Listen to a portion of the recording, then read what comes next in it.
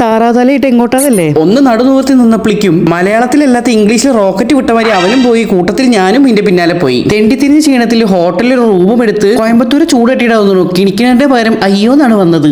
കുളി കഴിഞ്ഞപ്പോൾ വെളുത്തിട്ട് പാറിയാലും ഇല്ലെങ്കിലും വയറ് തള്ളക്കി വിളിക്കാൻ തുടങ്ങിയപ്പോൾ നേരെ ഹോട്ടലിലേക്കും വന്ന് എവിടേക്കോ ഒരച്ചോണ്ടിരിക്കുന്ന ചൂലുമെടുത്ത് അണ്ണൻ അവിടെ ഉരച്ചോണ്ടിരിക്കുന്നുണ്ട്. കല്ലുമത്ത് വരെ കഴിഞ്ഞപ്പോൾ എന്റെ കൈത്തെ മസിൽ കണ്ടോന്ന് അണ്ണൻ കാണിച്ചു തരും ചെയ്തു. സാധനം ഓർഡർ ചെയ്ത് ബൺ പൊറോട്ട ഇതുവരെ കഴിക്കാത്തോണ്ട് ബൺ പൊറോട്ട ഇത് കഴിച്ചു നോക്കാന്ന് വിചാരിച്ച് ചാറി മുക്കി നക്കാൻ വേണ്ടിയിട്ട് ചാറ് ചോദിച്ചപ്പോൾ ദേ ഒരു കിണർ കൊടുന്ന് വെച്ച് തന്നിരിക്കുന്നു. അടുത്ത് കിണറെന്ന് വെച്ച് രണ്ട് കോരും കോരി നല്ല കളകളാന്ന് പതഞ്ഞോണ്ടിരിക്കുന്ന പൊറോട്ട മേലെ കൂടി ഒഴിച്ച് കൂട്ടത്തിൽ വന്ന കമ്മൂബൈക്കും കുറച്ച് ഒഴിച്ചു കൊടുത്ത് തിളച്ച് ചൂടായതുകൊണ്ട് കൈയും കൊണ്ട് ഒരു 50 മാന്തലെങ്കിലും മാന്തണ്ടി വന്നു. എന്തോ ചെയ്യൂന്ന് പറഞ്ഞ് നോക്കണേ. 10 മിനിറ്റ് കഷ്ടപ്പാടാണെങ്കിലും ഒരു കഷ്ണം കിട്ടിയല്ലോ. ഹൈറുന്നുണ്ട് സംഭവം വേഗത്തിലൊന്ന് മുക്കിയെടുത്ത് നേരെ അണ്ടാവെന്ന അണ്ണാക്കിലേക്ക് ഇട്ടപ്പോൾ എന്റെ മോനെ സത്യം പറഞ്ഞ വേറെ ലെവൽ ടേസ്റ്റ് ആയിരുന്നു. വിശ്വാസത്തിലേക്ക് നോക്കി നോക്കൂ. നോർത്ത് ഇന്ത്യയിൽ നിന്ന് വന്ന് ബൺ പൊറോട്ട എന്താന്ന് പോലും അറിയാത്ത ബായി എന്താണ് പറയുന്നതെന്ന്.